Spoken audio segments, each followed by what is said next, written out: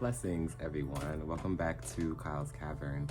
I hope you guys are having an awesome super full moon in Aquarius. This is an awesome time for everyone to really dive into their creativity, their uniqueness right now. So I really hope everyone is having an awesome full moon. Today's video is going to be another one just like off The Witcher. If you guys have not seen the Witcher jewelry video, I highly recommend you guys check that one out. Today's video though is going to be about the jewelry and the beadwork and the magic in Avatar, which I love. Avatar, if anyone knows me, they know that I love jewelry, I love fantasy films, and Avatar, when it first came out, I saw it in theaters and I loved it. Loved Avatar, the first movie and also The Way of Water. But I'm thinking that this video may be two parts depending on the time, so we'll see about that. So grab your tea, grab your water, burn your incense, burn your candles. If you guys haven't already, please hit that like button, hit that subscribe button. It will really mean a lot. And share videos, and I'm pretty sure people will love to know more about all the things that are put in plain sight in films that sometimes I think are overlooked. We're definitely going to dive right on in. Now I don't want to take too much of your time, so let's get right into the video. James Cameron's Avatar. This film, excuse me. James Cameron's Avatar. This film is honestly one of my top favorite films because it's beautifully done.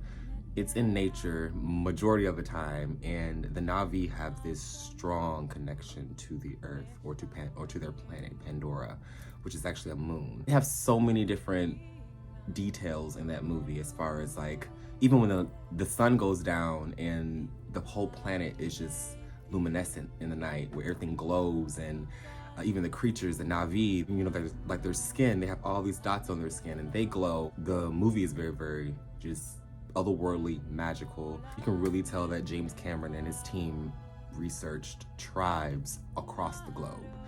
You can see African, you can see indigenous people, everyone is represented. I think in as their tribal culture, you can see them represented, and I feel like that what connects people to the films, because they can see themselves in certain areas of the film, and it's just like it makes you happy, and then it's just like it does bring you back to the reference of everyone is connected and how they are connected to the Earth and how we are connected to our Earth as well.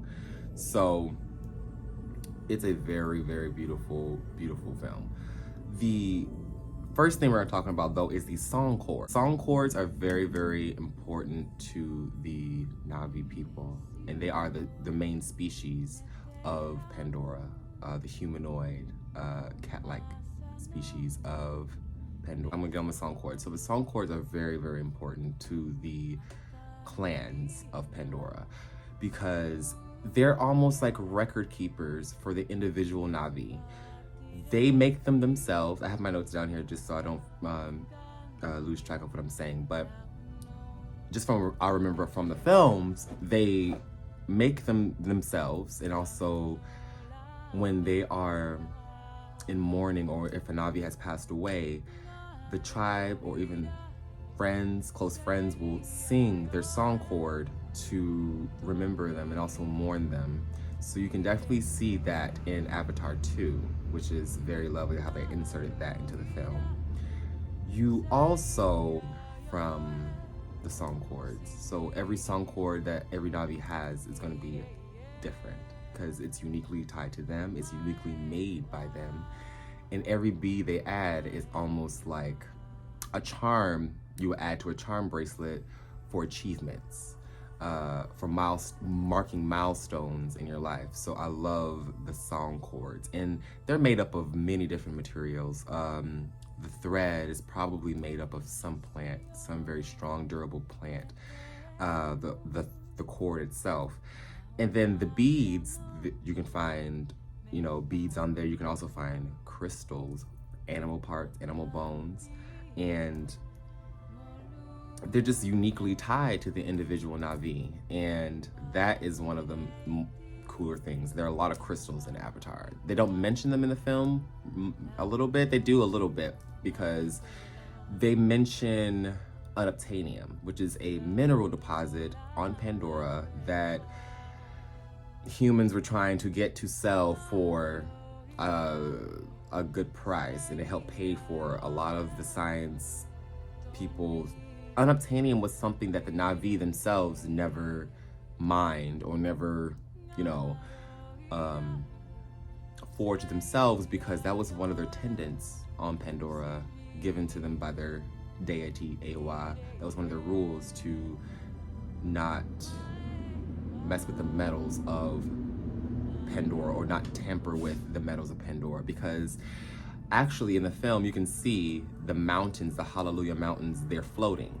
And if you know about unobtainium in the film, you can see that one of the men has it on like some sort of like plate, and it's floating. So it has a low gravity energy to it, and it floats. It helps the Hallelujah Mountains to float. It helps the mountains themselves to just be as they are. And the Na'vi have other minerals and other plant life. It's not even just minerals. They have other things to worry about than that. So unobtainium was something that was mentioned in Avatar, the first film, and that's a mineral deposit. So we have the weapons of the Na'vi. The weapons of the Na'vi, they use obsidian, from what I've known, and also crystals to help forge their knives. Just gathering herbs or even their hunting knives, they're mostly made out of obsidian. And the obsidian can come in different colors. It can come in black, and also can come in blue, and other different colors. Do see references of crystal weaponry that the Na'vi themselves have made for different tasks. So either hunting, foraging, they made their weapons out of obsidian crystals. Not every single character, but a few characters of the show. Like I said, this may be a part 2. Neytiri, and I love Neytiri. Neytiri, she is Jake Sully's wife in the film, and she wears the amulets and the necklaces that she wears are very detailed and very prominent, and every tribe member kind of has their own, I guess you can say, job, or I guess everyone has their own place, just like a normal tribe would. So their clothing will definitely express their position. If they are a child, if they are a hunter, if they are a clan rider, if they ride the dire horses, their garments, their beadwork, everything that's about the individual Na'vi would be different. For Neytiri, she wears a blue leaf neck collar, and also sometimes in the collar looks like there's like some sort of like pine cone detailing in it too, and it's just amazing. Her knife is obsidian. Also, she wears flying goggles because she is a flyer, so she has visors that come down, and they have like fly wing lenses to help protect her eyes while she's flying. Rated how the Na'vi uses every part, nothing goes to waste, and that's something that is said a lot in indigenous people culture, how they use every part of the buffalo, every part of the animal, nothing goes to waste. And I've learned that myself in Catholicism too, how wastefulness is not the best thing. So you should try to get everything that you can out of what you're working with. She wears bone, and she wears like plants, and it's just like she wears shells, and just like everything that they wear, well, at least everything that Neytiri wears is basically from the Omaticaya. And the Omaticaya people are the blue flute people, and they're very musically oriented. Music is like their bread and butter. You can see that there's another add-on to their sound chord when they got to the Metkayina clan, which is the sea people. When they went to them, you notice that you may or may not notice that there's another addition added to their song chord. The Na'vi are really, very just organic beings, and I think that film of Avatar reminds us to be organic beings. We have to learn how to respect the planet that we're on, and I feel like just watching that just made me just feel more aware of our planet and how I love our planet. Like, no matter what is going on it, Gaia will take care of herself. Avatar is the same thing with Eywa, their main deity, and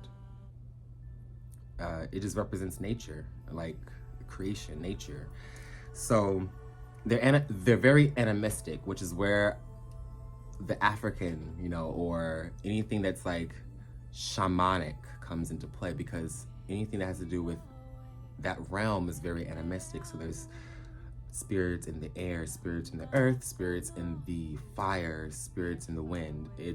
They're everywhere. Avatar just helps to highlight that for everyone, and I think it's very, very beautiful. Metkayina clan are reef people, and they live off of the reefs of Pandora, and they're similar to a tribe of indigenous people. I don't know the tribe, but this tribe of people that we have on our planet have adapted themselves for, if you guys know it, please comment down below, because my brain is going like 100 miles a minute right now.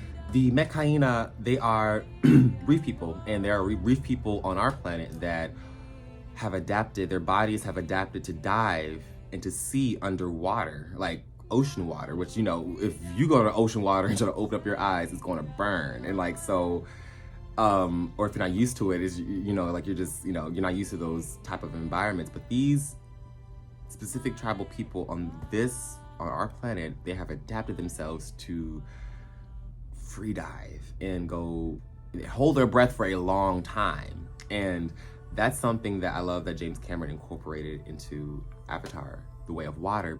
These Na'vi are built completely different. They have webbed arms, well, fin-like arms or rudder-like arms. Their tails are like rudders, like a crocodile, to help them maneuver through the water. They even have eye slits, like a secondary eye slit. So when they blink normally, there's a secondary slit that comes in, and like, it's just, the Metkayina are a different breed of just interestingness, amazingness. I love James Cameron and Avatar. These films are getting just beautiful, more beautiful as they come out. Things from the ocean when it comes to their jewelry. They use shells, they use like shark teeth, they use aquamarine crystals for their daggers. Like, I'm pretty sure that their daggers are probably made out of aquamarine or obsidian that's just a very, very light blue, like aquamarine blue. They're fishers. They're also are hunters as well, but their tribe is not made for, for the majority of the time, Pandora is a very peaceful planet. Now, they do have another tribe called the Fire Tribe on Pandora, which I have not read the books of Avatar, the comic books, but I'm pretty sure the Fire Clan is probably, we're gonna see when the third film comes out, because there's supposed to be, I think, 3 or 4 movies for Avatar. Yeah, this was just an entryway, honestly, into Avatar. And Avatar is just a beautiful film. If you have not seen it, I highly recommend watching it. It is a masterpiece. And I am a person that I would sit there and watch things like that for hours. And honestly, The Way of Water felt like an Ocean Planet documentary on Discovery Channel. That's how good it looked. Like, it just looked so realistic. The animals, the interaction of the Na'vi and the animals, the plant life, the water was just so beautiful. Even in the first film, just amazing. So I think that Avatar definitely teaches us how to, or at least shows us the potential of humanity, and how if we take care of our planet, she will take care of us. And it's a partnership with Gaia. So I hope you guys enjoyed this video. That's all for right now. There will be another video coming soon, very, very soon for you guys. I will still be talking about herbs, crystals, all that, art, because I think that art reflects life. That's my biggest thing. So I wanted to definitely invite you guys into more of the films that I've loved and grown up on watching, and inspired me to do what I do now, which is, be my authentic spiritual self. And I think everyone has that ability to just be their best selves and to be their healthiest selves, and to know that humans are very, very powerful beings. And once we learn how to tap in, and we can almost be like Kiri from Avatar 2, how she was able to just work with Aowa, she was able to work with the creator to defend her family. It was just amazing. That movie is amazing if you've not seen it. Please go watch it. It's you will like it. You will like it. Extraterrestrial life. If you love nature, you will love Avatar, and it's just a beautiful, beautiful, beautiful film series. I love it. So that's all for right now. I hope you guys enjoyed this video. If you guys did enjoy, please give it a thumbs up. I will greatly appreciate it. Please hit that share button. Please subscribe. It's free. And I will be posting more crystal jewelry that I have made on here too. I also do the macrame, so I do that as well, not just the wire. So if you guys are interested in any jewelry, any tips on herbalism, things like that, please reach out or talk down below in the community. We're helping each other. This is what we're here for. So I will catch you guys in the next one, and I hope you guys are enjoying your full moon. I pray that you guys are just happy and healthy and, you know, taking care of yourselves. So I will definitely catch you guys in the next one. Bye, guys. At ang tingin